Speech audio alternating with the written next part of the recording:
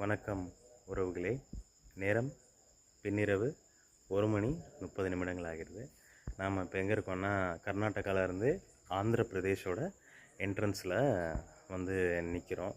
அதாவது ஹிந்துப்பூர் அப்படின்னு சொல்லி ஒரு ஊரில் நாம் இருக்கோம். நான் நைட்டு வந்து கிருஷ்ணராஜபுரத்தில் ட்ரெயின் ஏறினேன்.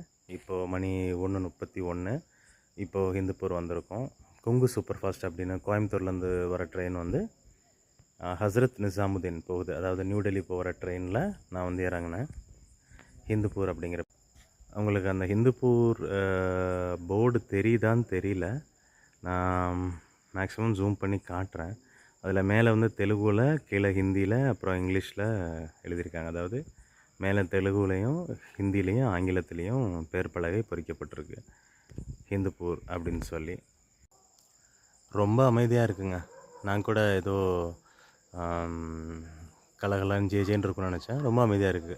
அதாவது இது வந்து ஒரு சாதாரண ஒரு ரூரல் ஸ்டேஷன் தான் நான் நினைக்கிறேன். நான் இது ஹிந்துப்பூர் அப்படின்னா எப்படி இருக்குன்னு எனக்கெல்லாம் தெரியாது. நான் இது வந்து எப்படி இருக்குன்னு பார்க்கலான்ட்டு தான் வந்தேன். சரி வாங்க அப்படியே நடந்து போவோம். பிளாட்ஃபார்ம் எப்படி இருக்குது, அதே போல் டிக்கெட் கவுண்டர் எப்படி இருக்குது அப்படின்ட்டு பார்ப்போம். நாம் இப்போ வந்து இந்த தண்டவாளத்தை கடக்கிறோம். தண்டவாளத்தை கடக்கும்போது எப்போவுமே இருபுறம் பார்த்துட்டு தான் கடக்கணும். நான் இப்போ கடக்கிறப்போ வந்து ரயில் எதுவும் வரல, அதனால் இதை கடக்கிறேன். தயவு கூர்ந்து குழந்தைகள் பார்க்குறீங்க அப்படின்னா பெரியவங்க அறிவுரைப்படி இந்த தண்டவாளத்தெல்லாம் கடக்கணும். புரியுதுங்களா? ஸோ நம்ம இந்த பக்கம் வந்துட்டோம். நான் நின்னது வந்து செகண்ட் அண்ட் தேர்ட் பிளாட்ஃபார்ம், அதாவது 2ஆம் மற்றும் 3ஆம் நடைமேடை.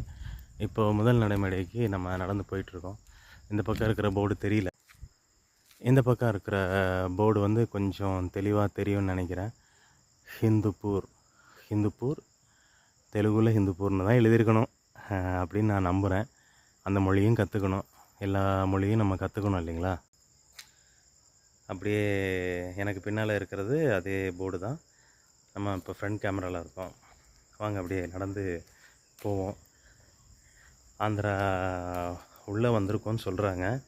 எப்படி இருக்குது அப்படின்ட்டு வெளியில் போய் பார்ப்போம். ஏதாவது ஒரு ஆட்டோலையாவது ஒரு ஆந்திர பிரதேஷ் அப்படின்னா ஏபினாவது போட்டிருக்கோம் இல்லைங்களா?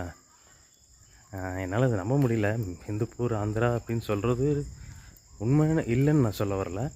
பட் நம்ம கண்ணாலே ஒரு தடவை பார்த்தா தானே ஒரு சந்தோஷம் வரும். அதாவது கண்ணால் காண்பதும் போய் காதால் கேட்பதும் போய் தீர விசாரிப்பதே மெய் அப்படிங்கிற மாதிரி எந்த ஒரு விஷயத்தையுமே நம்ம வந்து பார்க்குறதும் சரி, கேட்குறதும் சரி,